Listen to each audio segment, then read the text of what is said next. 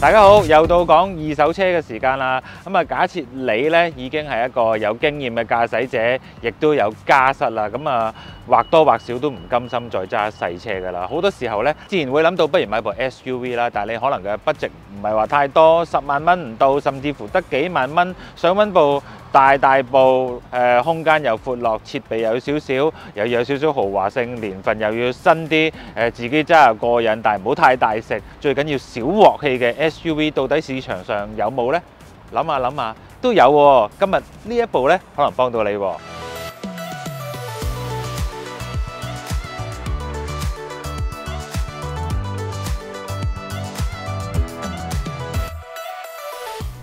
介紹俾你係咩車呢？就係日產嘅 Qashqai 啦。香港直到目前為止咧，總共銷售到第3代啦，分別就係 J10、J11 同埋 J12 啦。我哋今日主力介紹嘅咧就係第2代嘅 J11。對於我嚟講咧，日產嘅 Qashqai 咧係一部唔聲賣咗好多車嘅 SUV 啦，尤其是1、2代添啦。點解會用唔聲去形容呢？因為好多車迷甚至車主咧都唔知自己嘅車點讀嘅。咁我再講一次啦 ，Qashqai 或者 Qashqai 呢兩個發音都啱嘅。咁我曾經有個朋友揸住呢部車，我問佢你揸咩車？我揸嗰部叫QQ 咯。統稱佢叫 QQ 啦，咁 QQ 都得嘅 ，Qashqai 係比較難發音嘅，真係揩地咁。講少少歷史啦，咁第一代嘅 Qashqai J10咧就喺巴黎車展06年嗰時首次亮相啦，07年咧就正式推出呢個 production 版啦，隨後亦都嚟咗香港，咁當時亦都係英國新特蘭嘅廠房做嘅，咁日本版亦都有同步推出，但係佢唔係叫 Qashqai，佢個名比較獨特，叫Dualis，D-U-A-L-I-S 啦，大家小心發音啦，唔係Dualis 啦嚇。你買開，你會可能熟啲啦。香港咧亦都賣得唔錯嘅呢部車。咁除咗5座版之外咧，亦都有一個5+2嘅版本。適合一啲唔係成日坐7座版嘅客人去購買啦。呢部車當時都唔錯嘅銷售，但係我自己就唔係話太欣賞，唔係話佢嘅駕駛感，唔係話佢嘅功能，唔係話佢嘅空間。我覺得第一代嘅 Qashqai 咧，非常之樣衰，非常之平凡，毫無特色嘅。第一代嘅 Qashqai 咧就係非常之大賣嘅。當時日產亦都同雷諾集團合併咗啦。水源充足，開發第2代嘅時候咧，亦都加倍努力嘅。第2代咧就喺2013年嘅倫敦車展首次亮相啦。用咗全新嘅 CMF 車架啦。但係日產喺日本方面咧就冇再賣呢個 Qashqai 啦。用喺咩車度呢？佢將 X-Trail 重生啦，亦都雷諾集團有部叫Kajaq 啦，香港亦都賣過嘅，不過賣得非常之少嘅。眼前見到嘅呢，就屬於第2代 Qashqai 嘅前期型，相比起第1代呢，係靚仔咗，哇！最少5倍啊！起碼個樣係 sharp 醒啦，你覺得佢有歐洲車嘅味道啦，唔係咁綠 UO 啦，好。我第一眼當時試新車嘅時候，我都覺得哇幾有好感啊！啲骨線啊、肌肉感啊，大部用上19寸鈴，哇！睇落去幾有氣勢喎。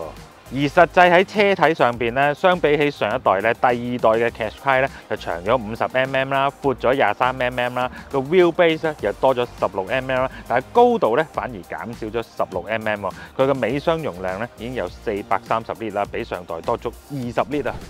第2代嘅 Qashqai 咧喺2016年咧，亦都 facelift 過一次，改成 J11B 啦。主要咧係一啲外觀上嘅分別嘅，但係都幾重手嘅。成個車頭個造型唔同晒，呢個 V 字形咧變成佢哋廠方當時更強調嘅 V Motion 大鬼面罩啦。坦白講係更型嘅。車廂嘅設備主要換咗個平底嘅軚盤啦，設備若干嘅提升啦。而喺 engine 嘅配搭上邊咧，歷年嚟 Qashqai 所用嘅 engine 咧，坦白講都幾冇乜啲大變化，幾悶嘅。主力都係採用MR20嘅機器啦，2公升嘅自然吸氣啦，一路由 DE 系列改變為 DD 系列啦。144匹左右啦。維持住頭轆驅動啦。主力都係用呢個Xtronic 嘅 CVT 波箱。而去到2020年咧，就作出一次比較大嘅改動啦，咁啊加入咗1.3 Turbo 啦，160匹啦，仲配埋呢個 DCT 波箱。香港都有嚟過嘅，我亦都揸過嘅，唔錯嘅。但係咧賣得非常之少啊，可能當時嗰個競爭對手太強啦，係邊部？RAV4咯，咁啊，但係咧 Qashqai 除咗外表之外咧，車廂咧亦都係佢個剎著，入去睇睇。香港賣嘅 Qashqai 咧就分成 Plus 版、豪華版同埋普通版啦。而我哋今日介紹呢部普通版咧，設備都一啲都唔失禮喎。最吸睛嘅咧就係你一坐入車廂，你會發現哇，頭頂有塊成個車頂咁大嘅玻璃天幕啦，佢有遮光簾嘅。不過玻璃嘅部分唔可以打開嘅，呢個到而家嘅車都係咁噶啦。咁啊，第二樣嘢就係佢有雙區嘅恆溫冷氣啦，有電子手掣啦，有原裝標煙嘅機頭，不過 mon 啊細啲啦。咁啊，全架車嘅座椅都係所謂的皮座啦，咁當然唔係真嘅啦。咁但係整體嗰個感覺啊、氣氛啊，係豪華車嚟嘅，唔 cheap 嘅。如果你買架 Qashqai 咧係載屋企人嘅話咧，咁佢嘅後座咧你一定會冧冧住啦，因為佢嘅坐姿啦係好舒服嘅，空間、腳位、頭位、肩位都係合格，離地距亦都係適中嘅。咁唯獨是咧佢冇呢個後座出風口啦，亦都冇呢個 USB 啦。但係佢贏嘅地方咧就係佢呢個坐墊嘅用料咧係好厚實嘅，你坐落去又唔會腍滋滋，但係你又覺得個承托好 firm。而家好多新嘅 SUV 咧都未必夠佢好坐。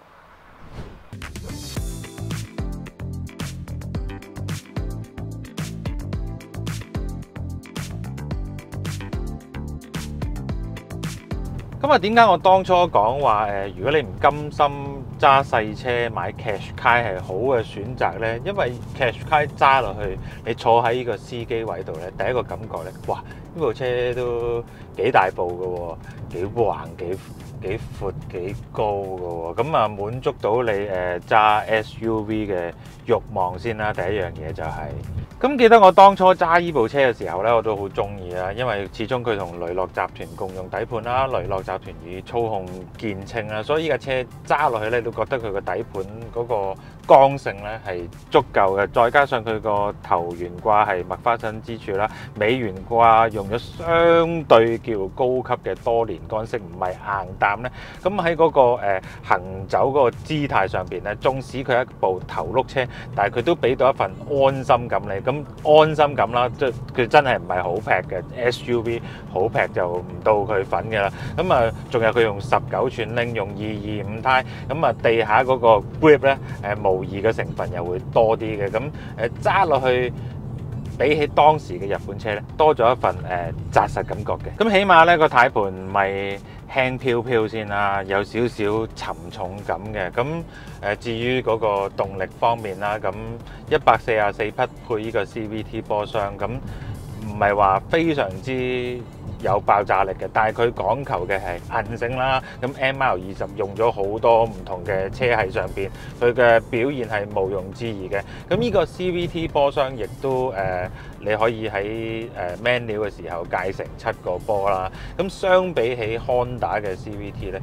佢嗰個嘈吵性咧就低一級嘅，但係你識揸咯，要 CVT 波箱，即係你唔好死谷爛谷佢，咁你由等啲動力上，享受依副 engine 嘅韌性，咁依個 CVT 波箱其實揸落去冇乜問題嘅。咁你話加減波係咪真係有用好玩呢？咁其實就真係冇嘅，有好過冇咯。閒時俾你手動轉下波咁咯。純粹喺一個舒適嘅層面上咧，我對呢部車咧都係收貨嘅，起碼佢都唔係話非常之嘈吵，隔音係理想嘅，風聲亦都唔係話入侵好多。咁後期改良咗 facelift 版咧，據聞個玻璃厚啲咧，隔音會再好啲嘅。咁但係要留意啦，佢用到19寸鈴啦，仲有薄胎啦，咁所以咧，你話消化路面嗰個跳動個濾震能力咧，係咪非常之好咧？又唔係嘅，即係換言之咧，乘客會感受到車廂嘅跳動啦，路面嘅凹凸啦，咁佢嘅避震亦都係微微偏硬嘅，咁但係佢係一架頭轆車，佢又唔係4驅佢有基本嘅彎路性能咯，但係絕對唔係好劈。但係佢嘅避震咧又比較硬。你話佢係咪完全舒適取向咩？又唔係喎。咁個定位咧係有微微的咁多尷尬，但係我個人咧，我接受嘅呢種咁嘅感覺。起碼唔係軟腍腍你側個彎腍字字咁，反而嗰啲咧好扭爆嘅駕駛感咧，我係一啲都唔中意嘅。咁我亦都問過車房啦，咁 Qashqai 咧係一部都冇乜鑊氣嘅車，咁有啲乜嘢要留意咧？咁第一樣嘢咧就係呢個天幕頂啦。咁呢個天幕頂咧，由於佢塊簾咧非常之大啊，咁好多時咧啲車主打開窗嘅時候咧，就將呢個遮光簾閂埋咗佢，咁咧啲風咧喺入邊吹到亂晒嘅時候咧，就好容易扯到嗰塊布歪啦，甚至乎扯到嗰啲機械嘅組織啦。咁呢個萬一要去更換嘅時候咧，咁就非常之麻煩啦。咁啊，所以建議大家咧開窗揸嗰陣時咧，就開埋塊遮光布。第二樣嘢咧就係由於呢架車咧都唔輕嘅，噸半以上嘅車重啦，咁佢嘅避震咧就聽講咧就相對地冇咁耐用，相對地冇咁耐用啊，唔等於易打柴啊，即係你更換嘅時間會密咗少少啦，咁都係有限錢嘅。咁啊再加上咧佢用咗19寸鈴啦，對呢個轉向系統嘅負荷比較大啦，咁嗰啲杯士咧亦都聽聞相對地冇咁襟嘅，咁係呢幾樣嘢要注意嘅啫，其他咧基本上收唔到啲咩鑊氣報告，定時換油換風格，又係曉行曉走噶啦。咁咧，但係都有翻個好消息啦，因為 Qashqai 咧係有呢個國產版嘅，佢叫做逍客，逍遙嘅逍啦，客戶嘅客啦。咁大家喺淘寶網度自己打就會揾到，哇，非常之多嘅零件啦。就以後邊尾箱嘅油壓撐為例啊，幾廿皮有交易嘅。但係大家買料嗰時咧就要注意翻啦，左右軚嘅分別啦，呢個一定要留意嘅。你買咗啲左軚嘅咧，咁就嚟到香港咧得物無所用。至於大家比較關心嘅油耗方面咧，咁 MR20系列咧，我都係真實嘅用家㗎啦。咁佢從來都唔係省油嘅燈，俾個心理準備大家啦。2蚊1公里係起碼㗎啦。咁啊未計折扣嘅，咁扣埋過700啦。咁亦都視乎你路段啦，載幾多人啦，你個腳法係點啦，識唔識善用佢嘅 CVT 波箱啦。咁善用嘅話過700啦，差唔多啦，佢冇咩科技，呢啲車係要㗎啦，車價平啊嘛。咁有幾吸引呢？車價方面，咁啊做過少少功課啦。如果你買2代嘅Plus 版或者普通版啦，咁普遍嘅叫價咧就由45000至7萬左右啦，視乎年份、質素、版本而定啦。咁如果你想買2017年往後嘅版本，甚至點3嘅版本咧，咁你揦住10皮嘢，基本上咧係冇可能啦，除非佢同你特別 friend 啦。咁但係我覺得個折舊率已經好大啦，因為當年呢架車咧車價係差唔多成28萬。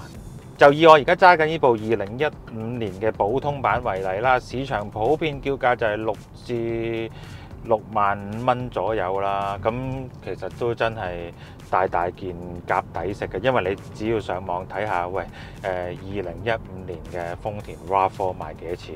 哇！你會發覺 Qashqai 真係好抵咯。咁唯一就係2000cc 嘅排廢啦，油耗高啲啦，換鈴嗰陣時又會貴啲啦。咁但係咁噶啦，而家香港養車係貴噶啦，係貴噶啦，但係車價平咯，當打個和啦。搞掂，屙個尿還翻架車俾人先。終於翻嚟咯！嚇？係啊，我哋而家上去拍嘢啦。係啊。拍咩啊？拍嘢咯，架兩號啊！咩架兩號啊？老細唔該借你，唉，借搬嘢。我哋先啦。哇！咩料啊？呢兩個？行啦，去邊啊？喂，咪住，你哋咩開工啊？咩公司車啊？咩依架咩料嚟㗎？拍嘢啊！呢架公司車嚟㗎嘛？公司車邊個話買㗎？英國嗰個啊？哦，係啊，你啊，係唔好阻住我哋走啦，我哋要拍嘢啦，你出翻去啦，你去廁所啦嚇。哦，好似真係我喎，好似我決定話買呢架公司車㗎喎。啱啊，做嘢梗係要架公司車㗎啦。架兩號正式面世。